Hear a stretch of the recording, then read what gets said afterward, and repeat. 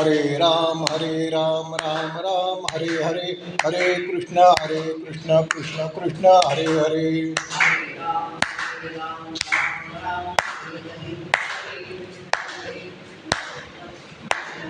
हरे राम राम राम हरे हरे, हरे कृष्ण कृष्ण कृष्ण हरे हरे।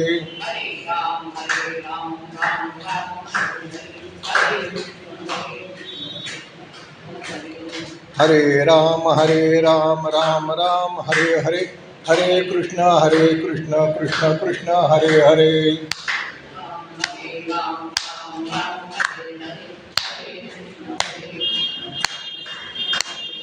हरे राम राम राम हरे हरे, हरे कृष्ण कृष्ण कृष्ण हरे हरे।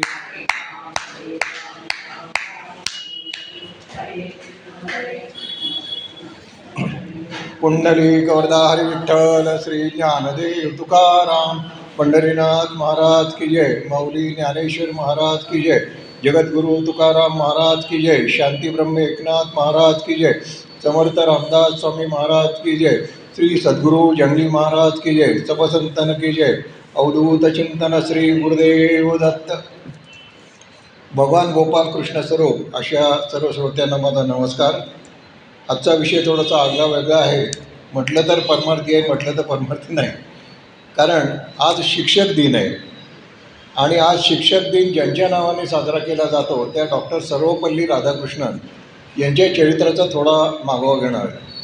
खरं म्हणजे सगळ्या शिक्षकांचा शिक्षक हा आहे वरती गोपालकृष्ण, तर त्याचंच रूप आपल्याला म्हणायला हरकत नाही की त्याचंच रूप एक आपल्याला अभ्यासाला मिळत आहे, ते डॉक्टर सर्वपल्ली राधाकृष्णन। त्यांचा जन्म 5 सप्टेंबरला झाला आणि तो शिक्षक दिन म्हणून का साजरा केला जातो त्याचा पण आपण त्या ठिकाणी थोडासा उलगडा करणार आहोत। त्यांचा जन्म 5 सप्टेंबर 1888 या दिवशी झाला आणि तिरुपतीजवळ तिरुत्तनी नावाच्या एका नगरामध्ये त्यांचा जन्म झाला। त्यांचं नाव राधाकृष्ण असं ठेवलं गेलं आणि सर्वपल्ली हे आंध्र प्रदेशातील त्यांच्या पूर्वजांचं गाव। त्या प्रदेशात असं आहे की आपल्याकडं आता माझं नाव अविनाश बळवंत हळबे, अविनाश माझं नाव, बळवंत वडिलांचं नाव आणि हळबे आडनाव। पण आंध्र प्रदेश किंवा काही साऊथच्या भागामध्ये पहिले त्यांच्या गावाचं नाव सांगितलं जातं आणि गावाच्या नावानंतर त्याचं नाव आणि नंतर पुढं जे काय असेल ते असं सांगितलं जातं। त्यामुळे सर्वपल्ली हे त्यांच्या पूर्वजांचं नाव, राधाकृष्णन हे त्यांचं नाव आणि हे पुढं असं चालू जातं। आता ती प्रथा आहे त्यांच्याकडे। आता 15 सप्टेंबरला आपण इंजिनियर्स डे म्हणून साजरा करतो, ते मोक्षगुंडम विश्वेश्वरय्या, तर विश्वेश्वरय्या त्यांचं नाव आणि मोक्षगुंडम त्यांच्या पूर्वजांचं नाव, म्हणून ते मोक्षगुंडम विश्वेश्वरय्या असं झालं। तर अशा तऱ्हेचं हे त्यांचं नाव आहे आणि त्यांच्या वडिलांचं नाव होतं वीरस्वामी आणि आईचं नाव होतं सीतम्मा। वीरस्वामी एका जमीनाच्या पदरी साधे कारकून होते आणि त्यामुळे साधी राहणी आणि उच्च विचारसरणी पण संपत्ती बेताचीच, त्यामुळे त्या ठिकाणी थोडीशी आबाळ झाली असं म्हणत काही हरकत नाही। परंतु वडिलांची दूरदृष्टी खूप चांगली होती। त्यांच्या लक्षात आलं की आपल्या पोटी हा जन्मलेला जो मुलगा आहे राधाकृष्णन याची प्रतिभा खूप चांगली आहे, याचे ज्ञान ग्रहणाची इच्छा खूप चांगली आहे, याचा एकपाठी आहे वगैरे वगैरे। म्हणजे एखाद्या बुद्धिमान मुलाची जी लक्षणं सांगितली जातात ती सगळी लक्षणं त्यांच्यामध्ये होती। त्यामुळे त्यांनी राधाकृष्णनचं शिक्षण जरी तिरुपतीच्या प्राथमिक शाळेत झालं असलं तरी त्यानंतर तिरुपतीतील न्यूटन मिशन स्कूल इथे महाविद्यालयीन शिक्षण आणि नंतर वेलोर इथे मॉरिस आणि मद्रास इथे ख्रिश्चन कॉलेज या महाविद्यालयात झालं। या सगळ्या महाविद्यालयामध्ये त्यांचं शिक्षण होत असताना परिस्थिती आर्थिक बेताची होती, तरीसुद्धा हा मुलगा प्रज्ञावान निघाल्यामुळे त्यांना स्कॉलरशिप वगैरे मिळत गेल्या आणि शिक्षण चांगलं। एकंदरीत मिशनरी लोकांनी चालवलेल्या या सगळ्या शिक्षण संस्था होत्या, त्याच्यात त्यांचं शिक्षण झालं। त्यामुळे त्यांचा बायबलचा अभ्यास पक्का झाला। कधीकधी आपण म्हणतो ना, वाईटातून चांगलं निघतं किंवा एखाद्या माणसाकडून एखादं काम करून घ्यायचं असेल तर परमेश्वर बरोबर त्याला त्या चॅनलमधून पाठवतो। तसं ह्या काळामध्ये त्यांचा बायबलचा अभ्यास चांगला पक्का झाला। पक्का म्हणजे तो किती झाला आहे नंतर थोडा वेळ सांगेल। परंतु हे अभ्यास करत असताना त्यांचं असं लक्षात आलं की आपण जे शिकतो आहे, आपण हिंदू धर्मात जन्मलेला आहोत, आपला हिंदू धर्म सनातन धर्म आहे, आपल्या धर्मात अत्यंत चांगल्या विचारसरणी आहे, आपल्या धर्मामध्ये चांगले साधुसंत होऊन गेलेले आहेत, त्यांनी अनेक चांगले विचार प्रवाहित केलेले आहेत. परंतु आपल्यावर जो पगडा बसतो आहे तो हा ख्रिश्चन धर्माचाच बसतो आहे. तर त्यांनी स्वतः थोडीशी तुलना करायला सुरुवात केली दोन्ही ठिकाणी, आणि त्यांच्या लक्षात आलं की आपला हिंदू धर्म हा किंवा सनातन धर्म आपण जो म्हणतो, आपला धर्म आणि आपली संस्कृती अगदी उच्च दर्जाची आहे. आणि त्यांच्याशी तुलना केली तर ही मंडळी सगळी कुठलाही धर्म असो तरी त्याच्या जवळपास होत नाही. त्यामुळे लहानपणीच त्यांनी निश्चय केला की मी आजन्म भारतीय संस्कृती आणि भारतीय धर्म, आपला हिंदू धर्म याचा प्रचार आणि प्रसार करण्यासाठी मी स्वतःला वाहून घेईन, असा वसा घेतला म्हणून काय हरकत नाही. आणि त्यांनी व्यासंगासाठी तत्त्वज्ञान हा विषय निवडला. म्हणजे कॉलेजमध्ये गेल्यानंतर हे सगळं ख्रिश्चनांचं त्यांच्यावर तो पगडा होता, तरीसुद्धा त्यांनी तो तत्त्वज्ञान हा विषय भारतीय निवडला आणि त्याच्यावर त्यांना प्रथम श्रेणी मिळाली. त्यांचा विवाह 1904 साली वयाच्या 16व्या वर्षी झाला. आता त्या काळामध्ये लवकर लग्न होत असत. आणि शिवकमू अम्मा या त्यांच्या पत्नी होत्या. त्यावेळी त्या 10 वर्षाच्या, म्हणजे नवरदेव 16 वर्षाचा आणि नवरी मुलगी 10 वर्षाची होती. आता ही सगळी त्या काळातली रूढ पद्धत होती, त्यामुळे त्याबद्दल काही विशेष वाटून घ्यायला काही गरज नाही आहे. सुदैवाने त्यांची पत्नीसुद्धा साधी राहणी आणि उच्च विचारसरणीची होती. म्हणजे नवरा तसा होता तसा पत्नी पण त्याची होती. त्यामुळे भावी काळामध्ये अत्यंत प्रतिकूल परिस्थितीमध्ये आपल्याला माहिती आहे, थोडंसं लक्ष्मी आणि सरस्वती एकत्र नांदत नाही असं म्हणतात आपण. या ठिकाणी मी त्यांना थोडासा उल्लेख करताना सरस्वती पुत्र असाच उल्लेख करतो त्यांचा. तर त्या ठिकाणी लक्ष्मी सरस्वती एकत्र नांदत नसल्यामुळे सांपत्तिक स्थिती या कुटुंबाची फारच बेताची होती. आणि दुर्दैवाने काही वेळा त्यांना नवऱ्याला मिळालेली सुवर्ण पदकं ती विकून आपला प्रपंच चालवायला लागला. असा विचार करा की प्रपंच चालवण्यासाठी जो त्यांचं अर्थार्जन जे काय होतं त्याच्यात त्यांचं भागत नव्हतं. परंतु भागत नव्हतं ते नवऱ्याला त्याची जाणीव न देता वेळ प्रसंगी त्या ठिकाणी त्यांनी अशा तऱ्हेचा सुवर्णपदकं विकून आपला संसार चालवला. आणि त्यांना असं विचारलं पुढे ज्यावेळेला ते खूप प्रसिद्ध झाले त्यावेळेला त्यांना विचारलं, तुम्ही एवढ्या मोठ्या माणसाच्या पत्नी आहात तर तुम्हाला ऐशाराम चैन वगैरे करायची वाटत नाही का? म्हणजे उच्च विचारचं आणि तसं उच्च राहणीमान तुम्हाला आवडत नाही का? त्यावेळेला त्या माऊलीने अत्यंत सुंदर उत्तर दिलं. त्यांनी सांगितलं की त्यांच्या नावाने मला कुंकू लावायला मिळतं आहे, हीच माझी उच्च राहणी. आणि एवढंच मला मिळालं तरी पुरेसं आहे, बाकी कुठल्याही गोष्टीची मला जरूर नाही. खरोखरच भारतीय स्त्रिया किती उच्च दर्जाच्या विचारसरणीच्या असतात हे आपल्याला या ठिकाणी बघायला मिळतं. म्हणजे 2 गोष्टी याच्यातून अधोरेखित होतात की त्यांचे विचार किती चांगले होते आणि आपल्या सनातन हिंदू धर्मामध्ये कुंकवाला किती महत्त्व आहे. म्हणजे कुंकवाचं महत्त्व जगातल्या सगळ्या संपत्तीच्या पलीकडचं आहे की असं म्हणायला काय हरकत नाही, अशी विचारसरणी त्यांची होती. आणि एक थोडंसं उदाहरण सांगतो जरा, दुसऱ्या चरित्रात नेतो तुम्हाला. रामकृष्ण परमहंस यांच्या चरित्रामध्ये त्यांची आई काही दिवसांनी तिकडे राहायला आली. आता त्या ठिकाणी ते रामकृष्ण परमहंस राणी रासमणीच्या देवळामध्ये पुजारी होते. त्यांचं संतत्व लक्षात आल्यानंतर राणी रासमणीचे जावई होते ते मथुरबाबू म्हणून होते, ते त्यांच्या अगदी म्हणजे सावलीसारखे वागवत आणि त्यांची प्रत्येक इच्छा पूर्ण करत असतात आणि पैशाकडे काही मागे पुढं बघतही नसतात. इतकं असूनसुद्धा रामकृष्ण स्वतः विरक्तच होते.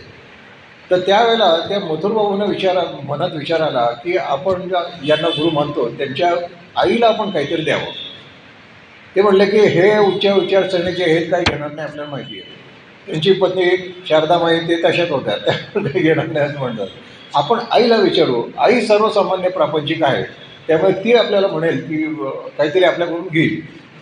म्हणून त्यांनी एके दिवशी पुणे आसपास असताना त्यांनी तो विषय काढला आणि आईला त्यांनी चंद्रमणी त्यांचं नाव त्यांना विचारलं की असं असं आहे आणि आपल्याकडे काय संपत्तीला काही कमी नाही. त्यावेळेला त्यांची राणी रासमणीची संपत्ती इतकी होती की त्यावेळेला तिने म्हणजे हे वेळप्रसंगी ब्रिटिश सरकारला कोर्टात चॅलेंज केलं आणि खटला पण जिंकलेला होता.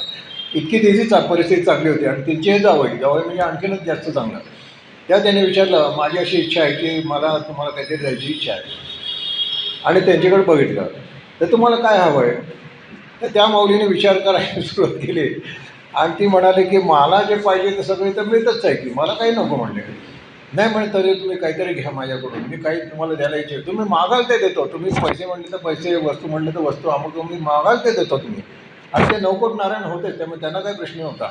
त्याने थोडासा विचार केला. ते म्हणले मला पाहिजे ते सगळं आहे, पण म्हणले माझ्या बटव्यातली तंबाखू संपली आहे, तर एक पैशाची तंबाखू आणून दे मला. आता त्या तंबाखू त्यांच्याकडे खाण्याचा रिवाज असेल, आपण तो बाजूला ठेवून द्या त्या ठिकाणी. परंतु काय सांगितलं, माझ्या बटव्यातली तंबाखू संपली, एक पैशाची तंबाखू मला आणून दे. म्हणजे विरक्ती किती असू शकते हे आपल्याला बघायला मिळतं. अशा या सगळ्या कुळातल्या हे राधाकृष्णन आणि त्यांची पत्नी त्या ठिकाणी होती. आणि त्यापुढे 1893 चालू उजाडलं. आपल्याला कल्पना 11 सप्टेंबर 1893मध्ये स्वामी विवेकानंद जे गेले होते अमेरिकेमध्ये, तिथं धर्मपरिषद भरली होती. त्या धर्मपरिषदेमध्ये त्यांनी भाषण केलं. ते भाषण थोडीशी माहिती म्हणून सांगतो. त्यांचं भाषण फक्त 467 शब्दांचं आहे बरं का. मी तर 1 तासभर बोलतो साधारणपणे, पण त्यांचं जेमतेम 4 मिनिटाचं भाषण आहे. पण 4 मिनिटाच्या भाषणामध्ये त्यांनी सगळं जग जिंकलं. आता जग जिंकलं हे कसं मी सांगतो की त्या परिषदेमध्ये सगळ्या जगातले 7,000 विद्वान लोक आले होते. सगळ्या धर्माचे होते, सगळ्या पंथाचे होते, सगळ्या जातीचे होते. आणि ते केवळ उत्सुकता म्हणून व्याख्यान आहे, चला आता वेळ जात नाही जाऊन बसावं असं काही नव्हते. हे सगळे, आणि कारण ही परिषद जी होती ते अनेक दिवस चालली होती, त्यामुळे लोक त्या ठिकाणी येत होते, आपल्याला नवीन नवीन ऐकायला मिळते म्हणून येत होते त्या ठिकाणी. तर अशा ठिकाणी हे 7,000 लोक होते. विवेकानंदांच्या आधी बरेच लोक बोलले होते, विवेकानंदांच्या नंतर पण काही लोक बोलले होते. पण ज्यावेळेला विवेकानंद बोलले त्यांचं भाषण फक्त 4 मिनिटाचं होतं, 467 शब्दाचं. आणि त्यांनी त्या सगळ्या 7,000 विद्वानांना जिंकलं.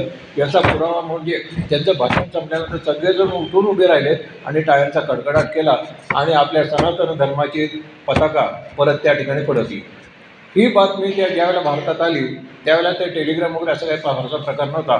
ही बातमी ज्यावेळेला भारतात आली तर संपूर्ण भारतामध्ये नवचैतन्याचं वारं चढलं. अरे इच्छा, आपण आतापर्यंत ब्रिटिशांची आपल्याला सत्ता असे, आपण त्यांनाच मोठे मानत होतो वगैरे वगैरे.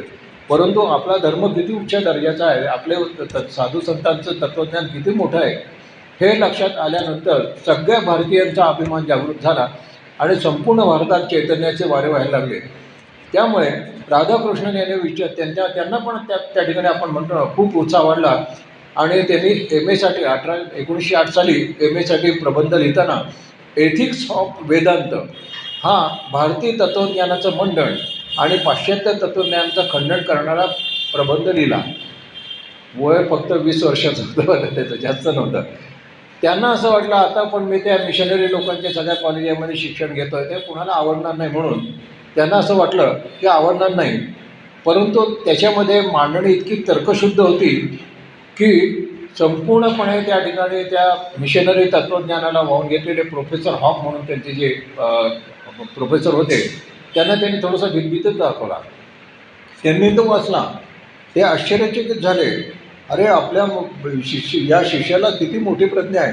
त्याने ते ख्रिश्चन ते तत्त्वज्ञान बाजूला ठेवलं. ते म्हणजे तू जे लिहिलेले आहे ते 100% सत्य आहे आणि आम्ही तुम्हाला थोडंसं मागं आणतो. तुम्हाला आपल्याकडे आपल्या संस्कृतीमध्ये अनेक चांगली सुभाषित आहे. एक सुभाषित असं आहे, सर्वत्र विजय इच्छेत पुत्र शिष्यात इच्छेत पराजया. म्हणजे माणसाने सगळीकडे विजय मिळण्याची इच्छा करावी, चांगलीच गोष्ट आहे. सगळीकडे विजय संपादन करावा, सगळीकडे दिग्विजय मिळवावा, ते पण काही हरकत नाही. फक्त 2 ठिकाणी आपला पराभवच व्हावा अशी इच्छा करावी. आता विजय कुठं आणि पराभव कुठं आपल्याला वाटेल, पण त्यांनी काय सांगितलं, पुत्र शिष्यात इच्छेत पराजया. पुत्राकडून आणि आपल्या शिष्याकडून आपला पराभवच व्हावा अशी इच्छा धरावी. दिग्विजयाची इच्छा बाजूलाच राहू दे, पण ह्या ठिकाणी हमखास आपल्याला पराभवच झाला पाहिजे अशी इच्छा करावी. किती आपलं तत्त्वज्ञान सुंदर होऊया. आता याचा मी तुम्हाला व्यावहारिक दृष्टांत देतो. समजा एखादा उद्योगपती आहे, त्या उद्योगपतीचा काही कोटींचा धंदा आहे, 2-4 कारखाने आहेत त्यांचे. तर त्याला असं वाटत असतं की माझा मुलगा एवढा मोठा व्हावा, माझा समजा 20 कोटींचा धंदा झाला असला तर माझ्या मुलाने 40 कोटींचा करावा, माझे 4 कारखाने असेल तर त्याचे 8 कारखाने करावे. म्हणजे याचा अर्थ वडिलांच्या पेक्षा मुलाचा परफॉर्मन्स जास्त झाला, याचा अर्थ त्याने आपला पराभव केला की नाही. पण ह्या पराभव करण्यामध्ये सुद्धा त्याच्या बापाचा विजय, कारण आपला पुत्र एवढा कर्तबगार निघाला, हे जे समाधान आहे, हे समाधान त्याशिवाय मिळणार नाही. म्हणून पुत्र आणि शिष्य, आपला शिष्य जो आहे, ज्याला आपण ज्ञान दिलं आहे, त्या शिष्याने इतकं प्रज्ञान व्हावं की संपूर्ण जग जिंकावं. म्हणजे रामकृष्ण परमहंसांनी स्वामी विवेकानंदांना जे तत्त्वज्ञान शिकवलं होतं किंवा जो उपदेश केलेला होता, त्याने रामकृष्ण परमहंसांच्या तत्त्वज्ञानाने भारित झालेले स्वामी विवेकानंद रामकृष्णांच्या काळामध्ये त्यांना बंगाल प्रांतामध्ये मानत होते, थोडंफार इतर ठिकाणचे पण मानत होते. परंतु त्यानंतर विवेकानंदांनी त्यांचं नुसतं बंगाल प्रांतामध्ये ठेवलं नाही, तर बंगाल प्रांत भारत आहे ते जाऊ द्या, तर विश्वविजय केला त्यांनी. अमेरिकेत जाऊन आपल्या भारतीय तत्त्वज्ञानाची म्हणजे त्या ठिकाणी झेंडा रोवला त्या ठिकाणी. आणि मग आपण म्हणायला हरकत नाही, पुत्र शिष्यात इच्छेत पराजय. तर हे प्रोफेसर हॉग होते, हे अशाच विचारसरणीचे होते. सगळेच ब्रिटिश वाईट होते अशातला भाग नाही, काही लोक खरोखरच खूप चांगले होते. कधीतरी आणखी काही उदाहरणं देईल. या प्रोफेसर हॉगनी त्यांचा प्रबंध वाचल्यानंतर त्यांच्या लक्षात आलं की आपला हा शिष्य राधाकृष्णन आहे, यांनी तर्कशुद्ध पद्धतीने मांडलेलं आहे. आपल्या तत्त्वज्ञानाचं म्हणजे त्यांच्या ख्रिश्चन तत्त्वज्ञानाचं खंडन करताना सुद्धा कुठलाही वेडावाकडा शब्द तर वापरलाच नाही, पण कुठलंही आपण म्हणतो ना अवास्तव विधान केलं नाही, अतिरंजित विधान केलं नाही किंवा काहीतरी संदिग्ध विधान केलं नाही. जे काही लिहिलं होतं इतकं परफेक्ट लिहिलं होतं की ते म्हणाले की मला हा अतिशय आवडला. अक्षरभर का ते म्हणाले मला हा अतिशय आवडला. आणि त्यांनी आणखीन प्रयत्न केला. 1909 साली 1908 साली हा प्रबंध लिहिला वयाचा विषयावरची. आणि ह्या प्रोफेसर हॉगनी पुढाकार घेतला आणि 1909 साली तो प्रबंध प्रसिद्ध झाला. विचार करा, म्हणजे एखादा गुरु किती महान असतो हे बघायला काही हरकत नाही. आणि या ठिकाणी एक गोष्ट महत्त्वाची अलीकडं तुम्हाला खूप जाणवत असेल, अलीकडे धर्माच्या नावाने फार वेडावाकडा प्रकार चालू आहे. त्यावेळेला तर त्यांची सत्ता होती, ब्रिटिशांची सत्ता होती, म्हणजे त्यांच्या धर्माचा पकडा त्या ठिकाणी होता. अशा वेळेला माझ्या धर्मापेक्षा तुमचा धर्म चांगला आहे हे मान्य करणं आणि उघडपणे मान्य करणं एवढंच नव्हे, तर ते ज्याच्यात लिहिलं तो प्रबंध स्वतः प्रसिद्ध करणं, याच्यासाठी किती मोठं मन असेल त्यावेळेला विचार करा. परंतु अशा तऱ्हेचं केलं आणि 1909 साली त्या ठिकाणी 20व्या वर्षी तो प्रबंध प्रसिद्ध झाला. तो अजून वाचायला मिळतो. पण त्यावेळेला मद्रासला प्रेसिडेन्सी कॉलेज होतं. त्या कॉलेजच्या लोकांना लक्षात आलं की हा जो विद्यार्थी आहे हा महाप्रज्ञावान आहे. त्यामुळे त्यांनी त्यांना एक ऑफर दिली की तू शिकता शिकता तो प्रोफेसर पण हो. वय वर्ष 20, मी कोणा सांगतो त्या ठिकाणी 20व्या वर्षी त्यांना सांगितलं की तू शिकत असताना तो अध्ययन आणि अध्यापन हे दोन्ही कर. पहिल्यांदा त्यांना पहिले विश्वास कदाचित बसला नाही. अरे मी शिकायला आलो इथं. नाही नाही नाही म्हणे, तुझे विचार इतके चांगले आहेत की सगळ्यांपर्यंत पोचले होते. त्या प्रोफेसर हॉगने पण त्या ठिकाणी पुढाकार घेतला आणि त्या ठिकाणी ते शिकायला पण लागले आणि शिकवायला पण लागले. विचार करा तो माणूस किती प्रज्ञावान असेल. आणि याच्यावर आणखीन एक धक्कादायक गोष्ट घडली, म्हणजे धक्कादायक म्हणजे चांगल्या दृष्टीने, की त्या प्रोफेसर हॉग यांनी ब्रिटनमध्ये त्यांची कीर्ती इतकी पसरवली की ब्रिटनमधली म्हणजे जगातली सगळ्यात चांगली विद्यापीठं जी सांगितली जातात, ऑक्सफर्ड विद्यापीठ, केम्ब्रिज विद्यापीठ आणि आता अमेरिकेतला MIT म्हणून आहे, तिथलं MIT नाही, तिथलं MIT, Massachusetts institute of technology, अशा तऱ्हेची ते म्हणजे आपण जगातल्या प्रथम श्रेणीची जी विद्यापीठं आहेत त्याच्यातले केम्ब्रिज विद्यापीठ आणि ऑक्सफर्ड विद्यापीठ आपण सांगितलं जातं. आपल्याकडे डिक्शनरी आपण वापरतो ती पण ऑक्सफोर्डची वापरली जाते. तर त्यांनी त्यांना ऑफर दिली वयाच्या 20व्या वर्षी की तुम्ही तिथं आमच्याकडे येऊन त्या ठिकाणी प्रोफेसर व्हा. विचार करा, यांचं शिक्षणसुद्धा पूर्ण झालेलं नव्हतं, त्यांना ऑफर दिली. परंतु त्यावेळेला त्यांना काही प्रापंचिक अडचणी आल्या होत्या, त्यामुळे ते नाकारली. पण त्यानंतर त्यांचा जो शिक्षण तर पूर्ण झालं, त्यानंतर त्यांचा संपूर्ण पुढचा जो प्रवाह होता तो अतिशय झपाट्याचा झाला. 1918 ते 1921मध्ये त्यांनी म्हैसूर विद्यापीठामध्ये आणि 1937 ते 1941पर्यंत कलकत्ता विद्यापीठामध्ये अध्यापन केलं. दोन्ही ठिकाणी त्या ठिकाणी शिकवायला गेले. पण पुढचं महत्त्वाचं गोष्ट आपण शिकवतो याचा अर्थ माझा मी सर्वज्ञ झालो अशातला भाग नाही.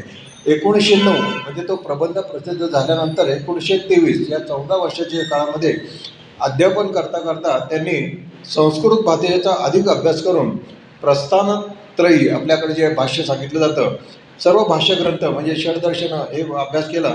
आणि याबरोबर आता पुढचे फक्त यादी ऐकून घ्या. मी ते 2-3 नावातच चाट पडलो आणि आपण ऐकल्यानंतर तुमच्या लक्षात येईल किती मोठा प्रज्ञावान आहे. पश्चिमात्य तत्त्वज्ञानामधील नावं सांगतो ऐका. काही नावं तुम्ही ऐकली असतील, काही नावं ऐकली नसतील तरीसुद्धा त्या ठिकाणी लक्षात येईल, मोठी माणसं होऊन गेली. प्लेटो आपल्याला माहिती आहे, Plotinus, Kant, Bradley, Arnold, Coleridge, बार्डी, Bergson, Whitman, Shakespeare, Wordsworth, Matthew याच्याबरोबर जर्मन गटे, डांटे, होमर यांच्या वाङ्मयाचा अभ्यास करून आपली इंग्रजी भाषा अत्यंत समृद्ध केली. एक ग्रंथ जरी वाचला, मी एक जरी पुस्तक म्हणत आहे 10 वेळा सांगतो, अरे मी इंग्लिश कादंबरी वाचली. अशा वेळा ह्या सगळ्या लोकांचा तत्त्वज्ञान नुसतं वाचायचं नाही, त्याचा अभ्यास करायचा, त्याच्या नोट्स काढायच्या आणि त्याचा वापर आपल्याला कसा करता येईल याचं चिंतन पण करायचं. या सगळ्या गोष्टी त्यांनी केली आणि त्याच्यामुळे त्याचा फायदा इतका झाला. मी त्यांची तुलना थोडीशी करतो. आपल्याकडे पांडुरंग शास्त्री आठवले होऊन गेलेले आहेत. त्यांचं मला वाटतं चरित्र मी सांगितलं की नाही आठवलं, पण कधीतरी सांगेल. त्या माणसाने असाच अभ्यास 14 वर्ष केला, एक नाही दोन नाही 14 वर्ष केला. त्याचा काय उपयोग झाला ते ते त्यावेळेला मी त्या ठिकाणी सांगते. तर हे केल्यामुळे राधाकृष्णन यांच्या चिंतन, मनन, लिखाण आणि बोलणं ह्याला एक अद्भुत वलय प्राप्त झालं. बोलणारा तोच असतो, शब्द तेच असतात, परंतु कोणाच्या मुखातून येतात ते महत्त्वाचं असतं. आता मी समजा बोलो, माझ्या बोलण्याचा परिणाम तुमच्यावर काहीतरी होईल, परंतु माझ्या जागे माझ्यापेक्षा जास्त व्यासंगी असलेला, माझ्यापेक्षा जास्त विद्वान असलेला, माझ्यापेक्षा जास्त जग फिरलेला असा माणूस बोलायला आला तर तुमच्या लक्षात येईल, अरे त्याचा प्रभाव जनमानसावर जास्त पडतो आणि असं वाटतं की यांचं बोलणं संपूच नाही, ऐकावं ऐकावं आणि ऐकावं.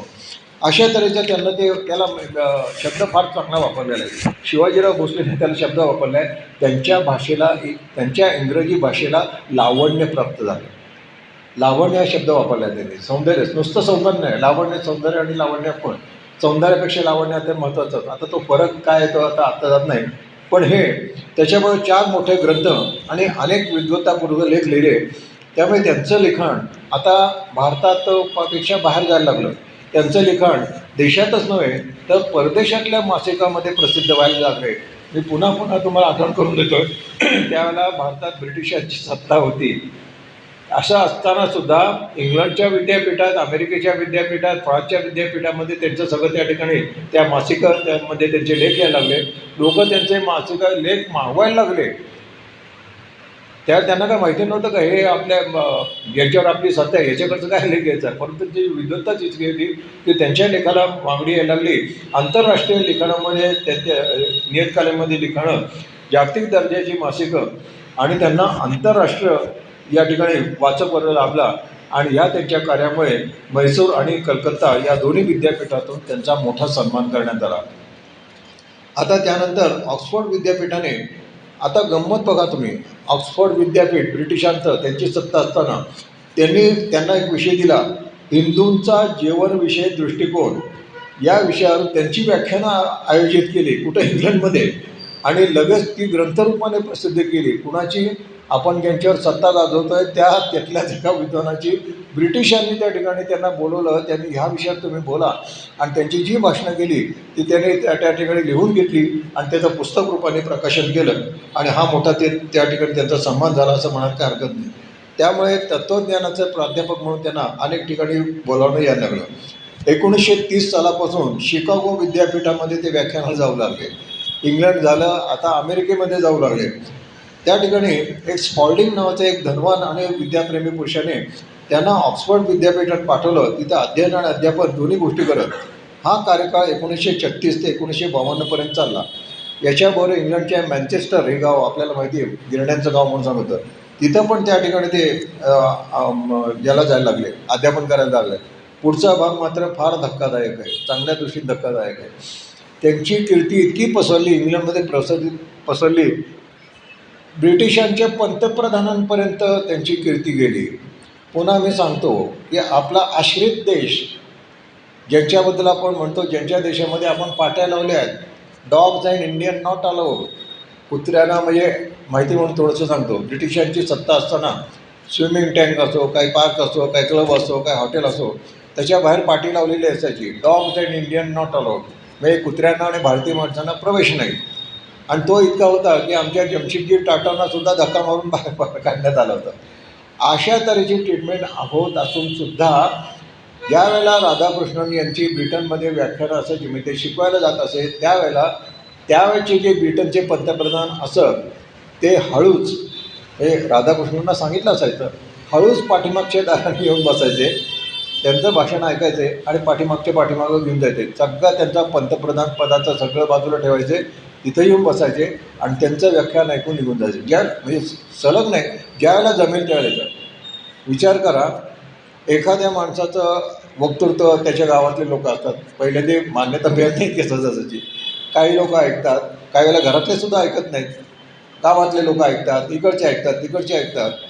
परंतु परदेशात जायचं, तिथं व्याख्यान द्यायचं आणि तिथला पंतप्रधान हे व्याख्यान ऐकायला मिळावं म्हणून पाठीमागच्या दाराने येऊन बसतोय. म्हणजे राधाकृष्णन यांची विद्वत्ता किती होती हे आपल्याला बघायला हरत नाही. आणि 1936 ते 1952पर्यंत असा प्रकार चाललेला होता आणि त्यांची भाषणं त्या ठिकाणी ऐकत 1931मध्ये राधाकृष्णन आंध्र विद्यापीठाचे कुलगुरू झाले. 1939मध्ये बनारस हिंदू विद्यापीठाचे पण कुलगुरू झाले. एक माणूस 2 विद्यापीठांचे कुलगुरू होण्याचा विक्रम काही लोकांनी केलेला आहे. आपल्या गुरुदेव रानड्यांचा पण हे विक्रम आहे त्या ठिकाणी. एका वेळेला 2 विद्यापीठामध्ये एक माणूस 2 विद्यापीठात काम कसं करू शकतो, आपल्या मनात प्रश्न होईल. किंवा एखाद्या विद्यापीठाने एखाद्या विद्यापीठाचा कुलगुरू असला तरी तो थोडंसं पगारी नोकर असं म्हणायला काय हरकत नाही. मग एका ठिकाणी नोकरी चालू असताना दुसऱ्या ठिकाणी नोकरी कसा करू शकेल. परंतु त्यांची विद्वत्ताच एवढी होती, 2 काय कदाचित त्यावेळेला आणखीन जास्त विद्यापीठ म्हणले होते की तुम्ही आमच्याकडे या, आमच्याकडे कुलगुरू व्हा. याचं कारण असं, इतका विद्वान माणूस त्या ठिकाणी कुलगुरू आहे म्हटल्यानंतर त्या विद्यापीठाचं महत्त्व पण वाढायचं. त्या विद्यापीठाचे आपण म्हणतो ना ग्रेड पण त्या ठिकाणी वाढायचं. आणि असे इतके विद्वान माणसं आहेत त्या अर्थी ह्या विद्यापीठातून चांगलंच शिक्षण मिळतं असा गौरव पण त्यांचा व्हायचा. आणि जागतिक दर्जाचे तोडीस तोड त्या विद्यापीठाला मानलं जायचं. त्याच्यामुळे एकाच वेळेला 2 विद्यापीठांचे ते कुलगुरू झाले ते. पण आयुष्यामध्ये ते कुठल्याही मोठ्या पदावर गेले तरी त्यांनी त्यांचं अध्यापन सोडलं नाही. काही माणसं मोठं झाल्यानंतर बाकी सगळं सोडून देतात. आता मी कुलगुरू झालो, आता मी जनरल मॅनेजर झालो, आता मी अमुक झालो. नाही, तसं केलं सगळं शेवटच्या दिवसापर्यंत ते त्यांचे विद्यार्थ्यांना शिकवण्याचं काम करतच राहिले होते आणि सोडलं नाही. आणि आता गंमत बघा त्या ऑक्सफर्ड विद्यापीठामध्ये प्रत्येक वर्षी काही महिने अध्यापन, भारतात सोमवार ते शुक्रवार कलकत्ता विद्यापीठात अध्यापन, शनिवार रविवार या 2 दिवशी ते आंध्र आणि बनारस विद्यापीठाचा प्रशासकीय कारभार चालवत होतं. हे सगळं अघटित होतं. परंतु त्यांच्या विद्वत्तेचा बाजच इतका मोठा होता की या विद्यापीठांच्या सामर्थ्याने 1 नाही 2 नाही 20 वर्ष हा असा कारभार चालू होता. 2 विद्यापीठामध्ये शिकवायला जायचे, तिथे ते कुलगुरू पण होते. असा त्यांचा मुक्त संचार त्या ठिकाणी चालला होता. 1947 साली भारत स्वतंत्र झाला. स्वतंत्र झाल्यानंतर भारत सरकारने त्यांना राजदूत म्हणून रशियाला पाठवलं. रशिया व तिथे त्यावेळेला स्टॅलिन हा हुकुमशाह होता. आता स्टॅलिन हा हुकुमशाह त्याला सैतानच म्हणायचे लोक, कर्दनखान म्हणायचे त्याने त्यांच्या हयातीत अक्षरशः हजारो लोकांची कत्तल केली होती. आपल्या सगळ्या विरोधकांना ते संपवलं होतं. येणं गेणं प्रकारे संपवलेलं होतं. त्यामुळे त्याला मॉन्स्टर असंच म्हणायचं. अशा वेळेला राधाकृष्णन स्वतंत्र झाल्यानंतर भारत सरकारने राजदूत म्हणून गेले. परदेशात गेले म्हणून त्यांनी त्यांचा वेश बदलला नाही. जो फेटा कोट धोतर ते धोताच ठेवला. तिकडं गेल्यानंतर सुटामुटात गेले असं काही नाही. इथं पण तो वेश त्यांनी ते ठेवला. पण इथे एक गंमत झाली. स्टॅलिन हा कुणाला परदेशी माणसांना भेटत नसे. पण त्याच्या कानावर गेलं की आता भारतीय राजदूत जो आहे हा एवढा मोठा विद्वान आहे, त्याला राहवलं नाही. त्यांना भेटायला बोलवलं आणि 5 मिनिटासाठी ठरलेली भेट, ते फक्त म्हणजे मोठा माणूस विद्वान आहे आपण आलो कसं काय वगैरे येतं. 3 तास चालली होती आणि त्याने अनेक प्रश्न त्यांना विचारले. आता विचार का मी तुम्हाला मागे आणतोय. मगाशी मी तुम्हाला सांगितलं की राधाकृष्णने किती लोकांच्या किती तत्त्वज्ञानाचा अभ्यास केला होता. त्यामुळे ह्या माणसाने रशियात जरी गेलेले असलं तरी रशियात ख्रिश्चन धर्माचा भाग सोडून द्या.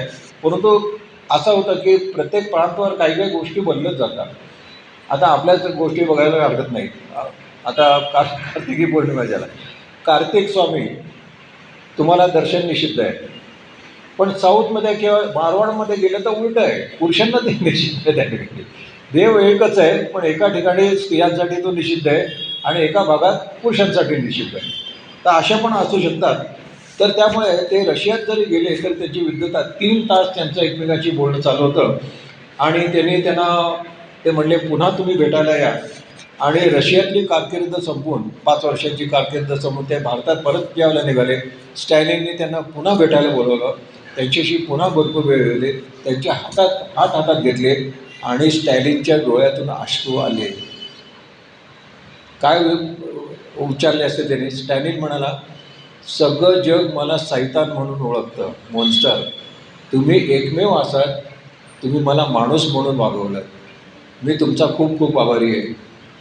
तुम्हाला उदंड आयुष्य लाभो असं मी परमेश्वराला प्रार्थना करतो. पण मला उदंड आयुष्य नाही आहे. त्यांना त्याचे ते हार्टचे प्रॉब्लेम वगैरे, त्यामुळे डॉक्टरांनी कदाचित सांगितलं असेल त्यांना की तू काही फार काळ जगणार नाही, काय जो काय असेल तो काय आधी. पण मी फार काळ जगणार नाही, परंतु माझं आयुष्य तुम्हाला मिळावं. कोण सांगतंय? सैतान सांगतोय. विचार करा, भारतीय माणसाची बुद्धिमत्ता, भारतीय माणसाची प्रज्ञा किती मोठी आहे की सैतानसुद्धा सांगतो की माझं आयुष्य तुम्हाला मिळावं. हे सर्वसामान्य माणसाने सांगितलं. आपण म्हणतो बा छान ना, ते रेडिओ गाणं लागतं ना, लहान मुलाचं गाणं होतं की ती आई म्हणते की माझं सगळं आयुष्य तुला लाभावं वगैरे वगैरे वगैरे. किंवा काही आपल्या पौराणिक गोष्टीमध्ये सुद्धा आहे, तर राजा ययातीचं ती गोष्ट आहे. पण तो या सगळ्या गोष्टी बाजूला ठेवून द्या. ते या ठिकाणी प्रत्यक्ष तो रशियाचा हुकुमशहा, ज्याने हजारो लोकांची हत्या केली, ज्याला सगळं जग अजूनही सैतान म्हणून ओळखतो, तो म्हणतो आहे की तुम्ही एकमेव माणूस असे असाल की तुम्ही मला माणूस म्हणून ट्रीट केलं, त्यामुळे मला जास्त आयुष्य नाही, पण तुम्हाला भरपूर आयुष्य लाभो, असा पाणवलेला जरी त्याने आणि खरोखरच त्यानं या भेटीनंतर 6 महिन्यांनी स्टॅलिन संपला. आता जो स्टॅलिन संपला तो तर चांगली गोष्ट झाली का वाईट झाली हा भाग सोडून द्या, पण या दोन्हीच्या भेटीमध्ये आपलं तत्त्वज्ञान किती श्रेष्ठ दर्जाचे आहे आणि भारतीय माणसाची विद्वत्ता किती श्रेष्ठ दर्जाची आहे हे याच्यातून अधोरेखित होतं. आता जगातील सगळ्या लोकांना त्यांच्याबद्दल माहिती व्हायला लागली आणि ऑक्सफर्ड, केम्ब्रिज दोन्ही विद्यापीठे त्यांना सन्माननीय डॉक्टरेट दिली आणि त्याच्याबरोबर इतर जगातल्या अनेक विद्यापीठांनी त्यांना डॉक्टरेट दिली. 1952 ते 62मध्ये भारताचे उपराष्ट्रपती होते आणि 62 ते 67 आपल्या भारताचे दुसरे राष्ट्रपती झाले त्या ठिकाणी. आता मान सन्मानाचा विचार करायचा झाला तर 1954मध्येच त्यांना भारत सरकारने भारतरत्न, म्हणजे ते राष्ट्रपती व्हायच्या अगोदरच भारतरत्न त्या ठिकाणी दिले होते. 1975मध्ये त्यांना टेम्पल्टन म्हणून एक नोबेल प्राईज सारखंच एक प्राईज आहे, ते त्यांना त्या ठिकाणी परदेशी मिळालं. आणि एवढं त्यांना विद्वत्ता सन्मान मिळतो. हा माणूस उठला नाही, माटला नाही, आपलं अध्यापनाचं कार्य त्यांनी चालूच ठेवलं. म्हणजे जिथं शिकवायला जायचे तिथे शिकवायला जायचे, त्याच्यातून वेळ करून ते काहीतरी त्या ठिकाणी आपलं काम करत असेल. आता एक आश्चर्य घटना घडली. 1962मध्ये ते राष्ट्रपती झाल्यानंतर त्यांच्या काही विद्यार्थ्यांनी त्यांचा वाढदिवस 5 सप्टेंबरला असतो. त्या विद्यार्थी त्यांच्या आणि काही हितचिंतक आले, काही विद्वान मंडळी पण आले. ते म्हणाले की तुमचा वाढदिवस जो आहे आपण भव्य प्रमाणात, आता तुम्ही राष्ट्रपती पण झाले, भव्य प्रमाणात साजरा करूया. एखाद्या माणसाला आनंद झाला असेल. पण एका क्षणात त्याने उत्तर दिलं की माझा वाढदिवस म्हणून साजरा करण्याच्याऐवजी तो तुम्ही शिक्षण दिन म्हणून साजरा केलेला मला जास्त आवडेल. ती कल्पना इतकी लोकांना आवडली की 5 सप्टेंबर 1962 म्हणून भारत सरकारने जाहीर करून टाकलं की 5 सप्टेंबर हा दिवस आता आहे शिक्षक दिन म्हणून साजरा होईल. म्हणजे विचार करा, स्वतःच्या मानसन्मानाची त्या ठिकाणी एक आपण म्हणतो ना उदो करून घेण्याची संधी आली असून सुद्धा त्याने सगळ्या जगातल्या, म्हणजे आपल्या जगातलं सोडून द्या, भारतातल्या सगळ्या शिक्षकांना तो सन्मान प्रदर्शित केला. आणि या ठिकाणी आपल्याला माहिती आहे की शिक्षक दिनी प्रत्येक शाळेमध्ये कार्यक्रम राबवले जातात. राधाकृष्णन यांची माहिती तर सांगितलीच जाते, पण याच्याबरोबर अनेक चांगले उपक्रम केले जातात, शिक्षकांचे सत्कार केले जातात. गुणवत्ता आता आज मुंबईला कार्यक्रम आहे, आदर्श शिक्षक म्हणून ज्यांना बहुमान मिळाला त्या सगळ्यांचा सत्कार आहे. जवळजवळ 100पेक्षा जास्त शिक्षक आहे, असे कार्यक्रम त्या ठिकाणी साजरे केले जातात. आणि पुढचं आणखी गोष्ट चांगली झाली, आंतरराष्ट्रीय पातळीवर त्यांच्या विद्वत्तेचा सन्मान करण्यासाठी न्यूयॉर्क येथील library of the living philosopher या एक विख्यात ग्रंथमालिकेने the philosophy of Sarvepalli Radhakrishnan या नावाचा 883 पानांचा ग्रंथ प्रसिद्ध केला. पण त्याच्यामध्ये जागतिक कीर्तीच्या 23 विद्वानांना त्यांनी सांगितलं होतं की राधाकृष्णन यांच्याबरोबर तुम्हाला काय वाटतं. म्हणजे त्यांच्या जगातल्या 23 सर्वोच्च विद्वानांना सांगितलं होतं की या राधाकृष्णनवर आम्ही ग्रंथ असा प्रसिद्ध करताय, त्यांचं तत्त्वज्ञान काय, तुम्हाला त्यांचं तत्त्वज्ञान काय समजलं हे आम्हाला लिहून द्या आणि ते लेख द्या. असं जगातल्या 23 लोकांनी त्या ठिकाणी राधाकृष्णन यांच्यावर ते आपलं जे काय मत होतं ते मांडलं. सगळ्यांनी त्यांच्याबद्दल चांगलंच बोललं, त्याच्यावर प्रश्न नाही. परंतु विचार करा की एक विद्वान दुसऱ्या विद्वानाला चांगलं म्हणत नाही. आपल्याला माहिती आहे की जोपर्यंत तुम्ही माझ्याबद्दल चांगलं बोलता ठीक आहे, पण माझ्यापेक्षा तुम्ही वरचढ आहात असं लक्षात आलं मग माझं बदलतं जरा, हे प्रपंच असो वा परमार्थ असो. परंतु त्या 23 विद्वानाने एकमुखाने मान्य केलं की हा राधाकृष्णन हा माणूस असामान्य कर्तृत्वाचा तत्त्वज्ञानी आहे आणि प्रत्येकाने त्याच्यावर लेख लिहिले आणि ऑक्सफर्ड विद्यापीठाने ते लेख प्रसिद्ध झाले. पण त्यावेळेला नेमकं एक गडबड अशी झाली की त्यांना जीवनभर साथ देणारी त्यांची पत्नी शिवकुमार अम्मा 26 नोव्हेंबर 1956 या दिवशी त्यांचा स्वर्गवास झाला. म्हणजे त्यांनी नवऱ्याचे वैभवाचे दिवस बघितले, पण त्या वैभवाच्या दिवसात सर्वोच्च पदावर असताना नेमकं त्यावेळेला त्यांचं त्या ठिकाणी निधन झालं. आता आणखीन एक आपण म्हणतो ना की आध्यात्मिक प्रसंग या ठिकाणी सांगतो. आपल्याला सगळ्यांना रामानुजम हे नाव ऐकू आहे. आपल्या देशातल्या काही लोकांना फार कमी आयुष्य लाभलं. ज्ञानेश्वर महाराजांना 21 वर्ष, आपण ते समाधिस्थ झाले हा भाग चौक, पण 21व्या वर्षी ते समाधिस्थ झाले त्या ठिकाणी. स्वामी विवेकानंद 39, तुकारामांना फक्त 41 वर्ष लाभलं. तसं ह्या रामानुजन नावाचे एक गणित येते, थोडीशी त्याची माहिती सांगतो की जन्मजातच ह्या मुलाला गणिताची इतकी आवड होती की गणिताचं लौकिक शिक्षण वगैरे हे त्याच्यापेक्षा जास्त त्याची प्रज्ञा निर्माण झाली. तो त्याच्या आयुष्यामध्ये ग्रॅज्युएट झाला की नाही हा प्रश्न वेगळाच आहे, परंतु ग्रॅज्युएट होण्याच्या अगोदर त्यांना जे शिकवणारे होते त्यांच्या लक्षात आलं की हा महाप्रज्ञावान मुलगा आहे. म्हणून त्यांनी सांगितलं की आपल्या देशामध्ये तुझ्या विद्वत्तेला वाव नाही किंवा जास्त तुला शिकायला मिळणार नाही. त्यांचे जे ब्रिटिश प्रोफेसर होते त्यांनी आणि इतर काही हितचिंतकांनी वर्गणी गोळा केली आणि त्यांना गणिताचा अभ्यास करण्यासाठी इंग्लंडला पाठवलं. पण हे इंग्लंडला जायचं ज्यावेळेला ठरवलं त्यावेळेला या रामानुजन यांची कुलस्वामिनी होती भवानी देवी. एक दिवस ती भवानी देवी यांच्या स्वप्नात आली, रामानुजन यांच्या स्वप्नात आली आणि सांगितलं इंग्लंडला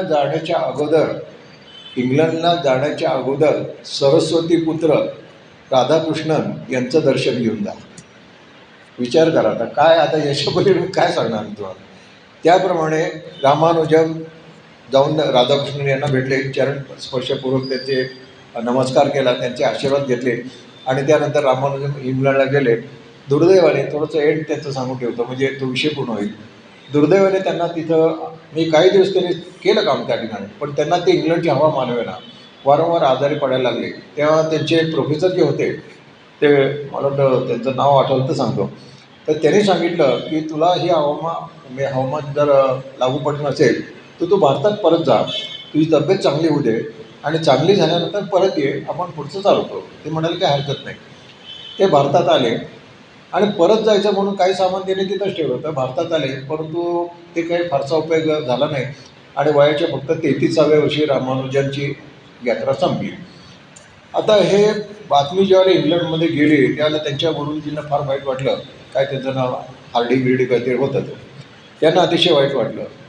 पण आता त्यांचं जे सामान जे होतं ते आता भारतात परत पाठवावं म्हणून त्यांनी सामान बघितलं. एक ट्रंक होती, ते ट्रंक त्यांनी खोलली तर बाकीच्या किरकोळ सामानाच्यावरून त्यांना एक जाड असं ते बाड सापडलं.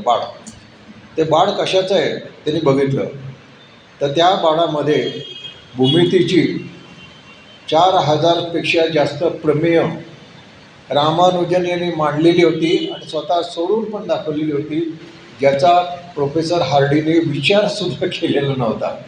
तुम्हाला जर का वाटलं इंटरेस्ट असला गणिताचा तर गुगलवर जा, रामानुजन हा शब्द टाका आणि जे काय होईल त्याला तोंड द्या असं मी म्हणतो. कारण मी बघायला गेलो तर माझं डोकं गरगरायला लागलं. मी गणिताचा विद्यार्थी नाही, परंतु थोडंसं गणिताची मला पण आवड आहे, पण त्यांच्यातले ते प्रमेय बघायला लागलं तर मला डोकं गरगरायला लागलं. म्हटलं माणूस एवढा विचार कसा करू शकतो. ते आता मी आणखीन वर्णन केल्यापेक्षा तुम्ही स्वतः एकदा इंटरेस्ट म्हणून बघा, गुगलवर जाऊन द्या. तर अशा तऱ्हेची ते प्रमेय मांडली होती, त्याचा विचार केला होता. त्यांना लक्षात आलं, अरे बापरे, ते म्हणले की हा माणूस इथं राहिला असता तर जगातला गणितातला विश्वविख्यात विश्वगुरू झाला असता. दुर्दैवाने काळाने त्यांच्यावर घाला घातला, ते गेले.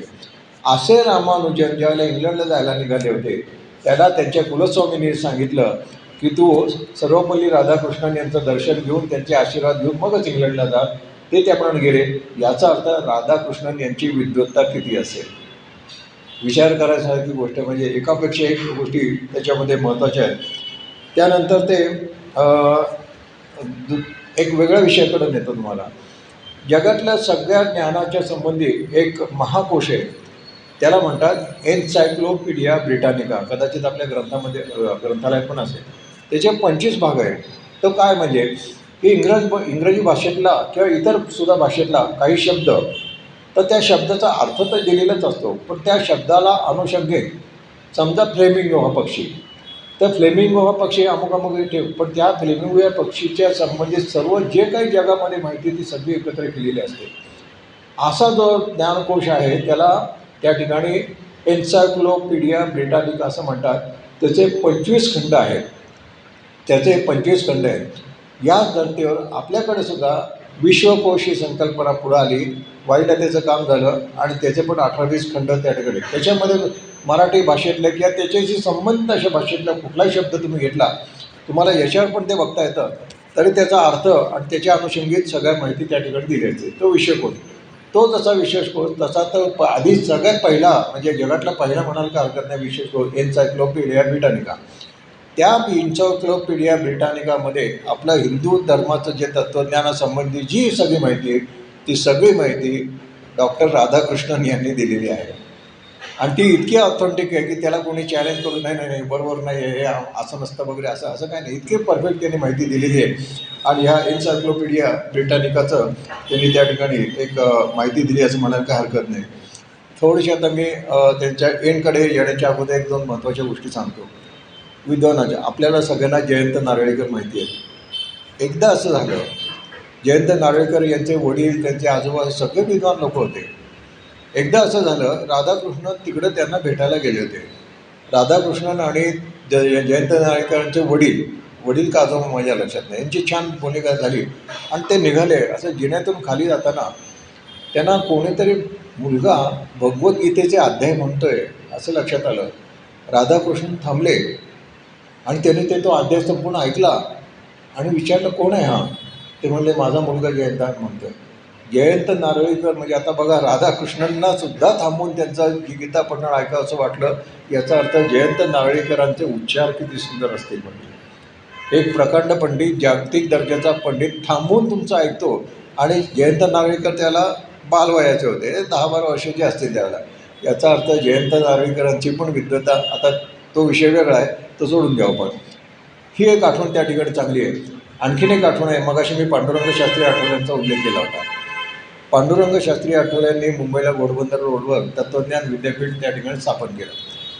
त्या विद्यापीठाचं उद्घाटन एखाद्या चांगल्या माणसाच्या हस्ते व्हावं असं त्यांना वाटलं.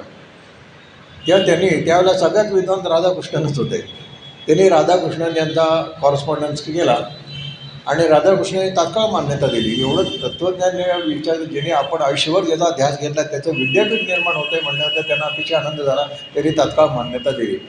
राधाकृष्णन यांनी याचं ठरवलं. पण इथे एक अघटित घटना घडली. आता तर फारच विचित्र परिस्थिती झाली आहे. आता साधा कुठला तरी पुढारी असलो तरी तो झेड सिक्युरिटी घेऊन येतो. त्याच्या आसपास स्टेट गनचे लोक असतात त्या ठिकाणी. पांडुरंग शास्त्री आठवलेंनी राधाकृष्णन यांना निरोप दिला, तुमचा सगळा लवाजमा बाहेर ठेवायचा. म्हणजे त्यांचे बॉडीगार्ड, त्यांच्याबरोबर आलेले मंत्री संत्री वगैरे सगळे, आणि तुम्ही आत यायचं. कारण हे तत्त्वज्ञान विद्यापीठ मी भगवान गोपालकृष्णाच्या पूर्ण भरवशावर उभे केलेले आहे. आणि आत्ता काय त्यांनी माझं कुठलंही आश्चर्याची गोष्ट बरं का, की पांडुरंग शास्त्री आठवलेने आयुष्यभर जे कार्य केले त्यासाठी कोणासाठी हात पसरले नाही आहे. ते म्हणले माझं गोपालकृष्ण मला देईल. आणि खरोखरच हे आयुष्यभर तसं चाललं. कोणतरी याचं मदत करून जायचं त्या ठिकाणी. हे मलासुद्धा आश्चर्य वाटतं. अहो इथं एक विचार करा, समजा मी इथून बाहेर जाताना माझ्या खिशातलं पैशाचं पाकिट पडलं. तुम्हाला वाटतं का कोणी मला मदत करेल? किंवा मी कोणाला म्हणेल तर पहिल्यानेच संशयाने गेले काहीतरी या माणसाने नवीन काहीतरी काढलेलं दिसतं आहे. अशा वेळेला मदत मागायचीच नाही, उलट मनात इच्छा करायची असं असं करायचं आहे आणि गोपालकृष्णाने ती पूर्ण करायची. कोणतरी यायचं त्याच्या मनातली इच्छा ती पूर्ण करून द्यायचं.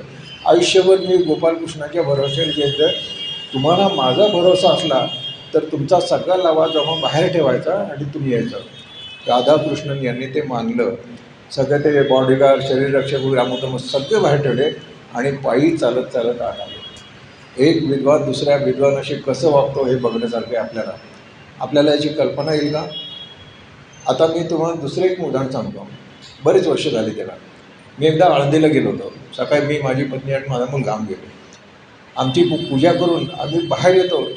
असं माऊलींच्या समोर असं बाहेर आल्यानंतर तो बाहेरचा जो पहिला मंडप आहे त्या ठिकाणी तिथं गेलो. तेवढ्याच घोषवाक्याची शिट्ट्या बिट्यावर आल्या आणि स्टँड स्टील म्हणजे तुम्ही आहात तिथं बसा किंवा आहात तिथं थांबा.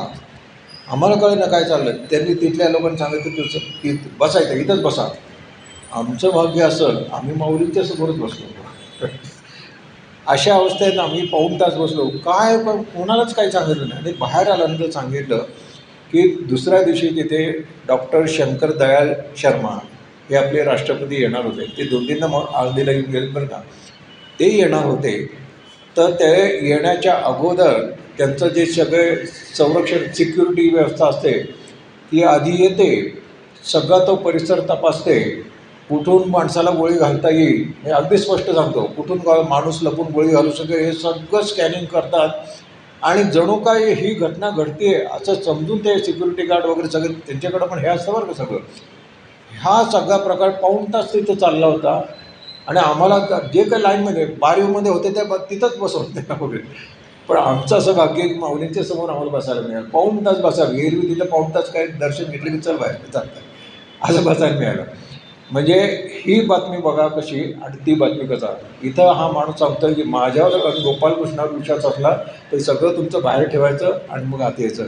आणि त्यांनी ते मानलं. सगळा लावा जमा बाहेर ठेवला आणि पायी पायी चालत ते तत्वज्ञान विद्यापीठात आले. अशा तऱ्हेचं कार्यक्रम त्यानंतर 1967 साली त्यांचा राष्ट्रपती पदाचा पहिला संपला. परत आपण भारत सरकारने त्यांना विनंती केली की तुम्ही दुसऱ्यांदा राष्ट्रपती म्हणजे पद घ्या. ते म्हणलं की नाही आता मला उर्वरित काळ माझ्या मनाप्रमाणे घालायचं आहे. मद्रासला ते स्थायिक झाले. आणि त्याच्यानंतर त्यांचं घर म्हणजे कल्पवृक्ष बनलं. म्हणजे काय जगातल्या अनेक विद्वान अनेक विद्यार्थी अनेक तत्त्वज्ञानी त्यांना भेटायला यायचे. एरवी राष्ट्रपती असताना खूप बंधनं होती त्यांना जमायचं नाही. आणि त्यांना जे पाहिजे ते जो जे वांचेल तो ते लावो. ते ज्ञान मुक्त असताना ते वाटत म्हणजे कल्पवृत्तसारखं ज्ञान वाटत त्या ठिकाणाचे. असा अतिशय सुंदर काळ ते घालवला. आणि 1967 ते 1975पर्यंत हा काळ अत्यंत सुंदर घालवला.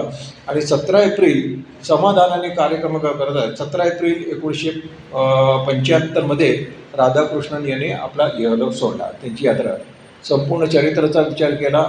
अत्यंत विद्वान माणूस तत्त्वज्ञानी माणूस.